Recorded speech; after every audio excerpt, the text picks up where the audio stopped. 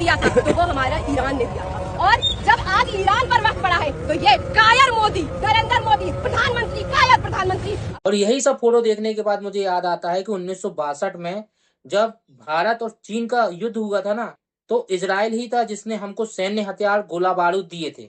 और उस समय जो है भारत और इजराइल का कोई राजनीतिक संबंध नहीं था, तब भी वो हमारी मदद कर रहा था। और इंदिरा गांधी के समय जो है 1965 से 71 के बीच में इजराइल ही था जो हमको चुपके से सैन्य हथियार दे रहा था। और तभी 1971 की लड़ाई के बाद जो है ना बांग्लादेश बना था, और 1999 का कारगिल युद्ध। और ये वही इजराइल है जो 26/11 और पुलवामा में हमारे भारत के साथ खड़ा था और इस अटैक का जो खुल के विरोध किया था।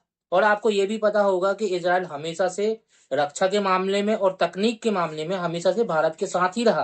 भारत और पाकिस्तान जब एक दूसरे को ड्रोन से हमला कर रहे थे, मिसाइल से हमला कर रहे थे ना, तो इजराइल ही एक ऐसा देश था जो खुल के भारत का समर्थन कर रहा था और भारत के साथ जो खड़ा था। और 22 अप्रैल को जब पुलवामा अटैक हुआ था ना, उसके 2 दिन बाद इजराइल के प्रधानमंत्री नेतन्याहू ने प्रधानमंत्री को फोन किया था और यह बोला था और यह समर्थन किया था कि दोषियों को सजा जरूर मिलनी चाहिए।